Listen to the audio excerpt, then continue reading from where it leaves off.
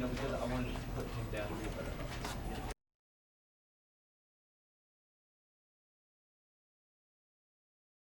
This is the story of a man named Stanley.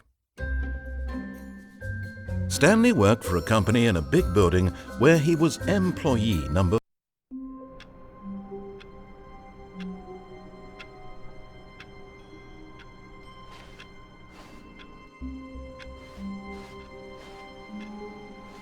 All of his co-workers were gone.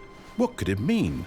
Stanley decided to go to the meeting room. Perhaps he had simply missed a... Oh, please.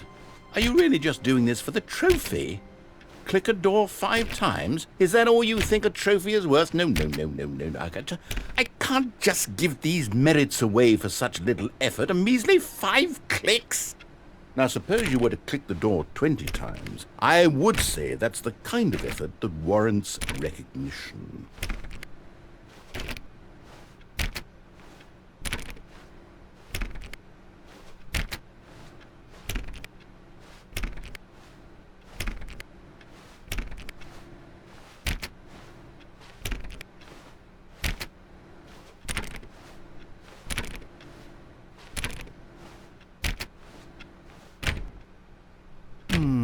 I have to say, I'm still not feeling the satisfaction of witnessing true effort for a noble cause.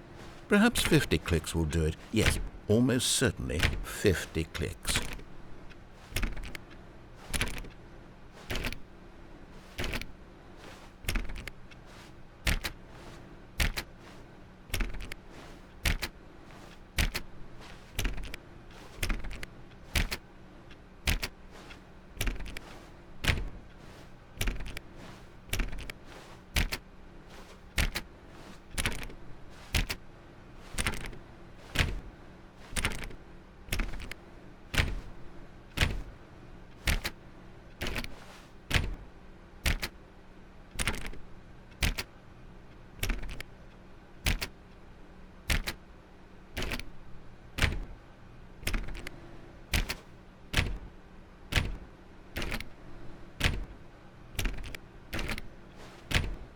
No, I'm still not feeling it. I want this trophy to have meant something. It has to be a true reward for valiant effort. I want to see some hustle, Stanley. I want to see commitment, a willingness to go all the way no matter the cost.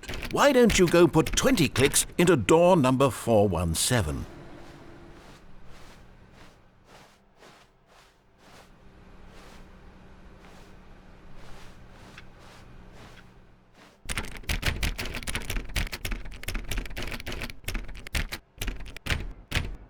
Oh, great. Now, go click a few times on door 437.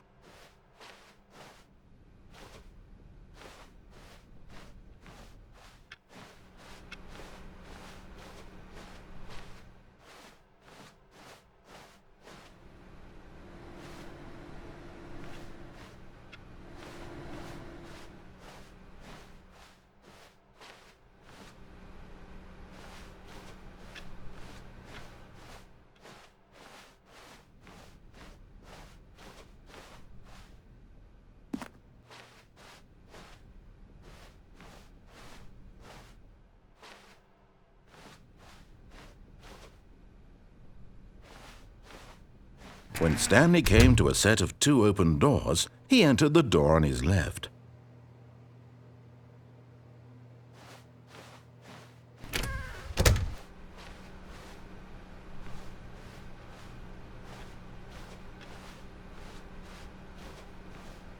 Yet there was not a single person here either. Feeling a wave of disbelief, Stanley decided to go up to his boss's office, hoping he might find an answer there.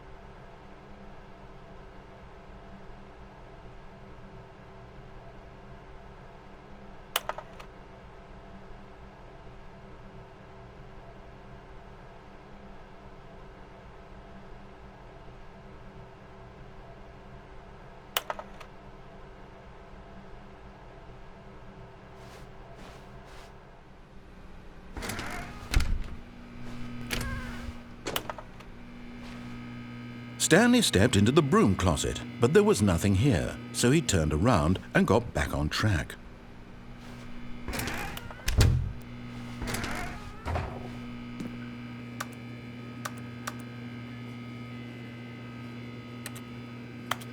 There was nothing here. No choice to make, no path to follow, just an empty broom closet. No reason to still be here.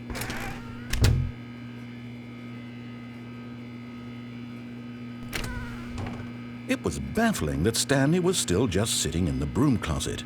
He wasn't even doing anything. At least if there was something to interact with, he'd be justified in some way. As it is, he's literally just standing there doing sweet FA.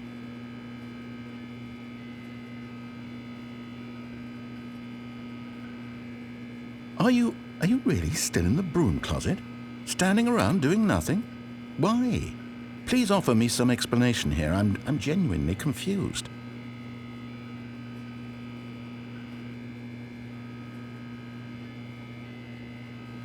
You do realize there's no choice or anything in here, right? If I'd said Stanley walked past the broom closet, at least you would have had a reason for exploring it to find out. But it didn't even occur to me because literally this closet is of absolutely no significance to the story whatsoever. I never would have thought to mention it.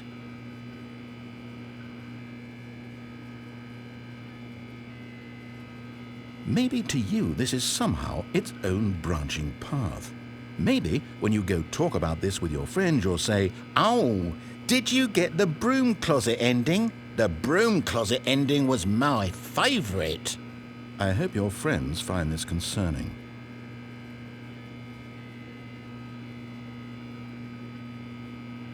Stanley was fat and ugly and really stupid.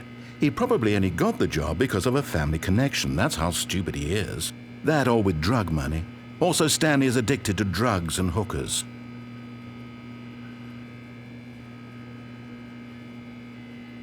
Well, I've come to a very definite conclusion about what's going on right now. You're dead. You got to this broom closet, explored it a bit, and were just about to leave because there's nothing here, when a physical malady of some sort shut down your central nervous system and you collapsed in front of your screen. Well, in a situation like this, the responsible thing is to alert someone nearby so as to ensure that your body is taken care of before it begins to decompose. Hello? Anyone who happens to be nearby? The person at this computer is dead. They have fallen prey to any number of your countless human physiological vulnerabilities. It's indicative of the long-term sustainability of your species. Please remove their corpse from the area and instruct another human to take their place, making sure they understand basic first-person video game mechanics and filling them in on the history of narrative tropes in video gaming, so that the irony and insightful commentary of this game is not lost on them. All right, when you've done that, just step out into the hallway.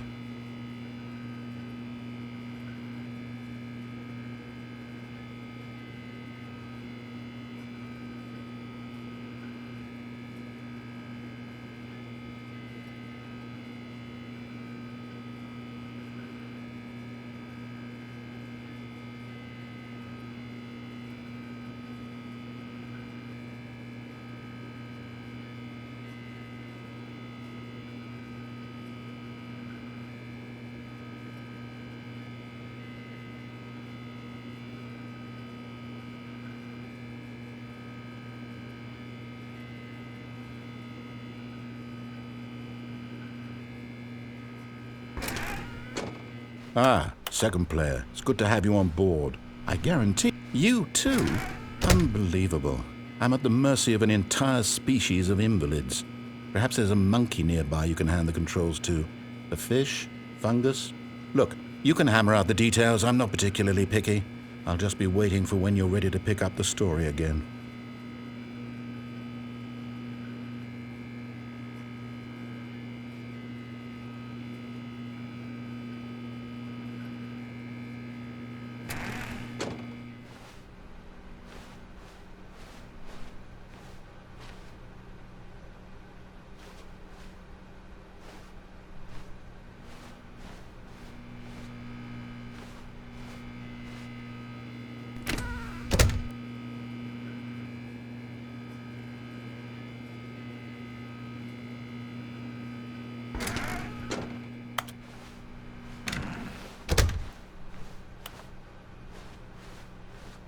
Coming to a staircase, Stanley walked upstairs to his boss's office. But Stanley just couldn't do it. He considered the possibility of facing his boss. Admitting he had left his post during work hours, he might be fired for that. And in such a competitive economy, why had he taken that risk? All because he believed everyone had vanished? His boss would think he was crazy. And then something occurred to Stanley. Maybe, he thought to himself, maybe I am crazy. All of my co-workers blinking mysteriously out of existence in a single moment for no reason at all? None of it made any logical sense. And as Stanley pondered this, he began to make other strange observations. For example, why couldn't he see his feet when he looked down? Why did doors close automatically behind him wherever he went? And for that matter, these rooms were starting to look pretty familiar. Were they simply repeating? No, Stanley said to himself, this is all too strange. This can't be real. And at last, he came to the conclusion that had been on the tip of his tongue. He just hadn't found the words for it. "I'm dreaming!" he yelled. "This is all a dream." Oh, what a relief Stanley felt to have finally found an answer, an explanation. His co-workers weren't actually gone. He wasn't going to lose his job. He wasn't crazy after all. And he thought to himself, I suppose I'll wake up soon. I'll have to go back to my boring real-life job pushing buttons. I may as well enjoy this while I'm still lucid. So he imagined himself flying and began to gently float above the ground. Then he imagined himself soaring through space on a magical starfield, and it too appeared. It was so much fun, and Stanley marveled that he had still not woken up. How was he remaining so lucid? And then perhaps the strangest question of them all entered Stanley's head. One he was amazed he hadn't asked himself sooner. Why is there a voice in my head dictating everything that I'm doing and thinking? Now the voice was describing itself being considered by Stanley, who found it particularly strange. I'm dreaming about a voice describing me, thinking about how it's describing my thoughts, he thought. And while he thought it all very odd and wondered if this voice spoke to all people in their dreams, the truth was that, of course, this was not a dream. How could it be? Was Stanley simply deceiving himself, believing that if he's asleep, he doesn't have to take responsibility for himself? Stanley is as awake right now as he's ever been in his life. Now, hearing the voice speak these words was quite a shock to Stanley. After all, he knew for certain, beyond a doubt, that this was in fact a dream. Did the voice not see him float and make the magical stars just a moment ago? How else would the voice explain all that? This voice was a part of himself too. Surely, if he could just... He would prove it. He would prove that he was in control, that this was a dream. So he closed his eyes gently, and he invited himself to wake up. He felt the cool weight of the blanket on his skin, the press of the mattress on his back, the fresh air of a world outside this one. Let me wake up, he thought to himself. I'm through with this dream. I wish it to be over. Let me go back to my job. Let me continue pushing the buttons. Please, it's all I want. I want my apartment and my wife and my job. All I want is my life exactly the way it's always been. My life is normal. I am normal. Everything will be fine.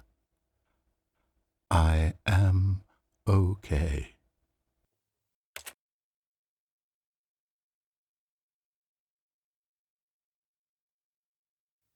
Stanley began screaming.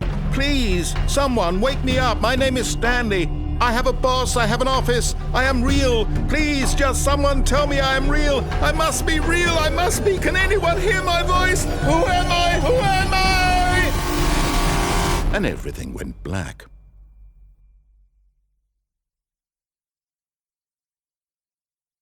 This is the story of a woman named Mariella. Mariella woke up on a day like any other. She arose, got dressed, gathered her belongings, and walked to her place of work. But on this particular day, her walk was interrupted by the body of a man who had stumbled through town talking and screaming to himself, and then collapsed dead on the sidewalk. And although she would soon turn to go call for an ambulance, for just a few brief moments she considered the strange man. He was obviously crazy, this much she knew. Everyone knows what crazy people look like. And in that moment, she thought to herself how lucky she was to be normal. I am sane. I am in control of my mind. I know what is real and what isn't. It was comforting to think this, and in a certain way, seeing this man made her feel better. But then she remembered the meeting she had scheduled for that day, the very important people whose impressions of her would affect her career, and by extension, the rest of her life. She had no time for this, so it was only a moment that she stood there, staring down at the body. And then she turned and ran.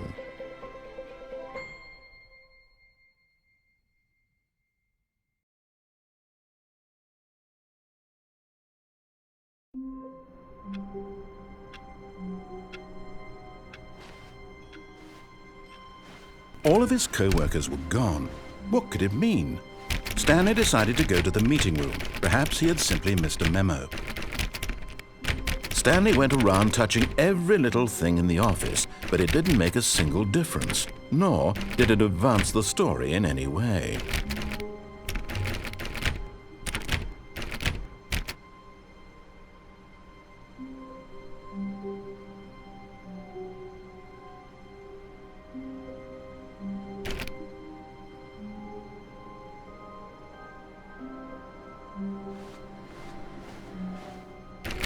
Oh, please.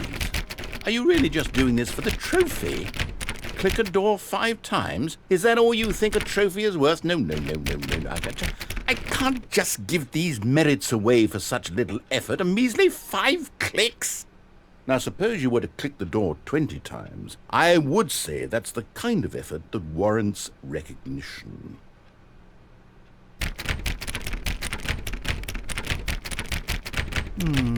I have to say, I'm still not feeling the satisfaction of witnessing true effort for a noble cause. Perhaps 50 clicks will do it. Yes, almost certainly 50 clicks.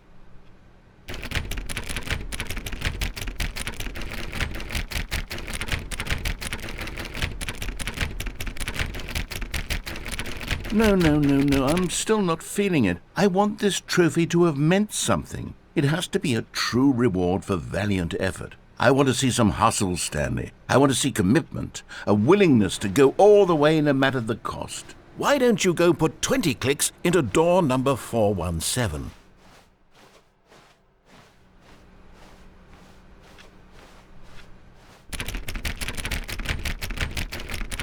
Oh, great. Now, go click a few times on door 437.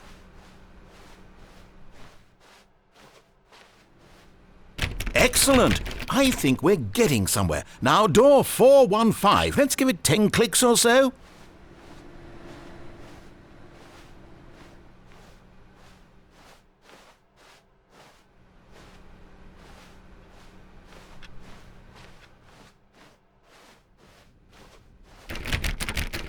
Now, back to door number 437.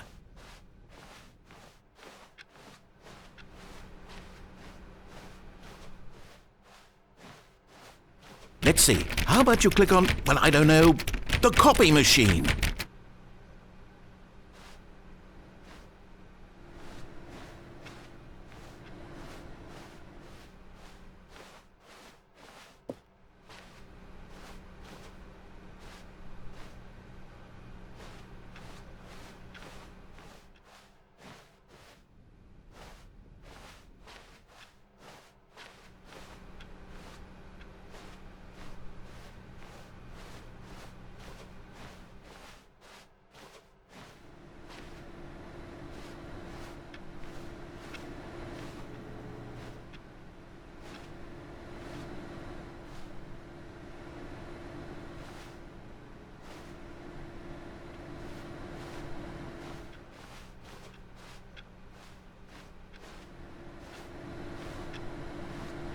All right, back to room 417. I'm really feeling it now. I think we're getting somewhere.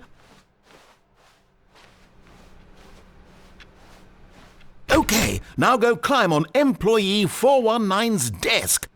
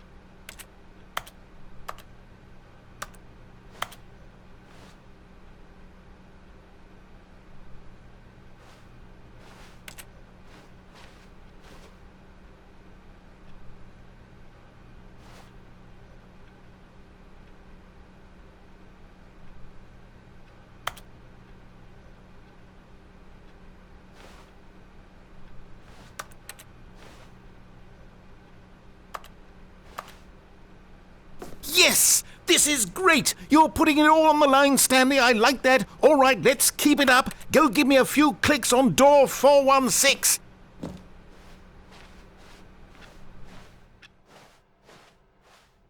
We've almost got it! Now the copy machine, do that one again!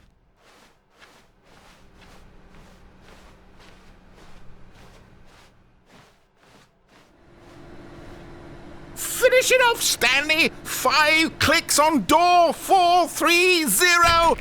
Yes! We did it! Oh, wow. That felt amazing. Oh, you really earned it, Stanley. Nothing could hold you back. Yes, I'm very proud of how far we've come today.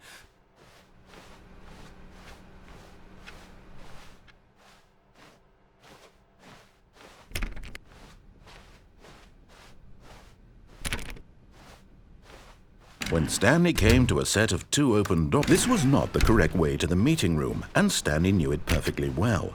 Perhaps he wanted to stop by the employee lounge first, just to admire it.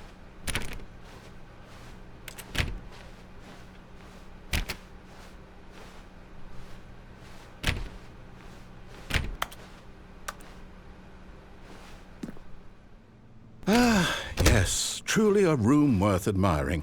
It had really been worth the detour after all, just to spend a few moments here in this immaculate, beautifully constructed room.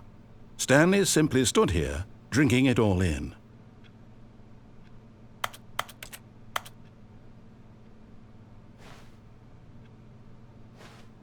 Yes, really, really worth it being here in the room. A room so utterly captivating that even though all your co-workers are but eager to get back to business, Stanley took the first open door on his left.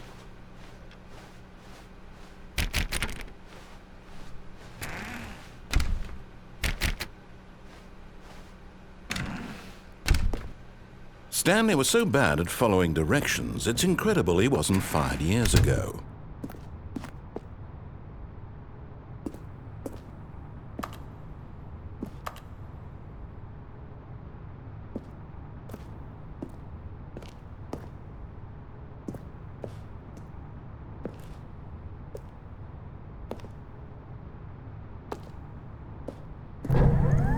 Look, Stanley, I think perhaps we've gotten off on the wrong foot here. I'm not your enemy, really, I'm not. I realize that investing your trust in someone else can be difficult, but the fact is that the story has been about nothing. What? Really? I was in the middle of something. Do you have zero consideration for others? Are you that convinced that I want something bad to happen to you? Why, I don't know how to convince you of this, but I really do want to help you, to show you something beautiful. Look, let me prove it. Let me prove that I'm on your side. Give me a chance. Now listen carefully, this is important. Stanley walked through the red door. Aha, perhaps you misunderstood. Stanley walked through the red door. I still don't think we're communicating properly. Stanley walked through the red door. All right, fine, go ahead, Stanley. You want to know so badly what's out there? You want to find out what lies at the end of this road you've chosen? Well, don't let me stop you.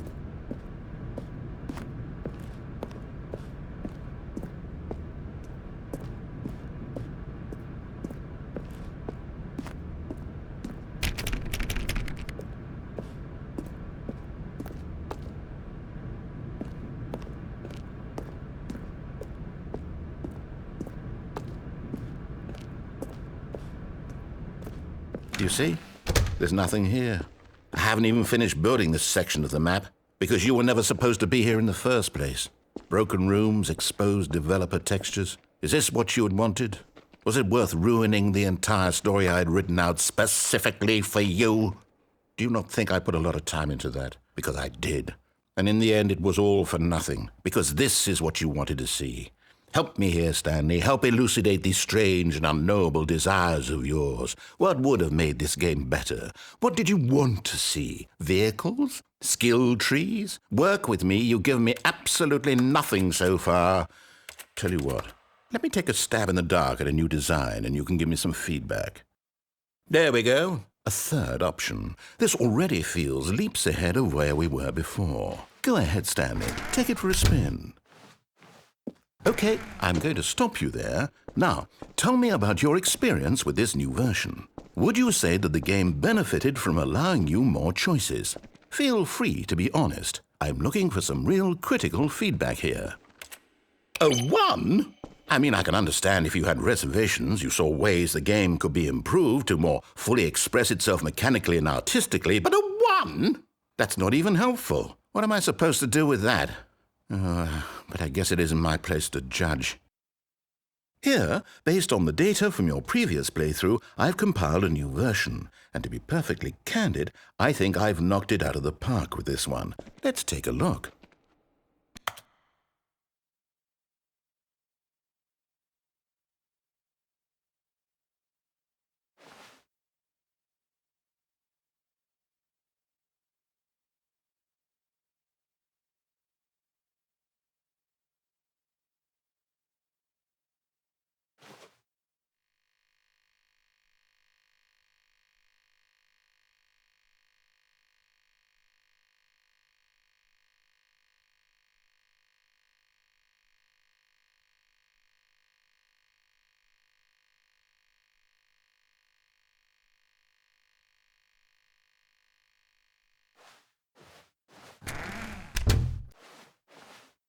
Now, would you say that competitive leaderboard helped you feel motivated to keep walking through doors? Again, honest answers, please. Hey, I nearly forgot. I've got a prototype of a new game I've been working on, and now would be a lovely opportunity to give it some playtesting. You wouldn't mind taking a look at it, would you? Perfect. Hey, I nearly forgot. I've got a prototype. In this game, the baby crawls left towards danger. You click the button to move him back to the right. And if he reaches the fire, you fail. It's a very meaningful game, all about the desperation and tedium of endlessly confronting the demands of family life. I think the art world will really take notice. But of course, the message of the game only becomes clear once you've been playing it for about 4 hours. So why don't you give it 4 hours of play to make sure it's effective? Be sure to keep notes on your experience.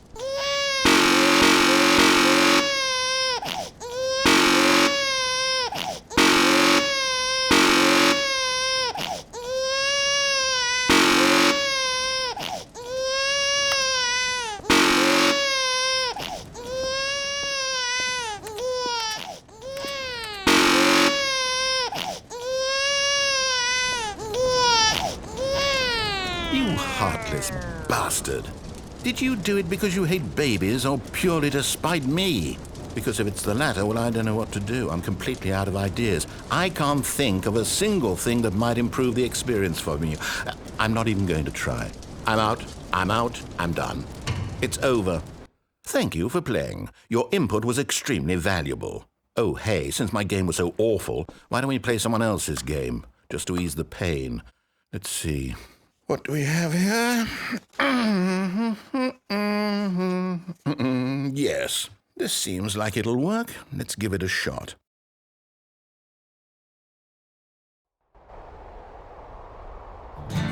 Aha! Fascinating. What do you think this game is about, Stanley? What's our backstory? What is our motivation? Well, it seems obvious to me that you are meant to play as a creepy man.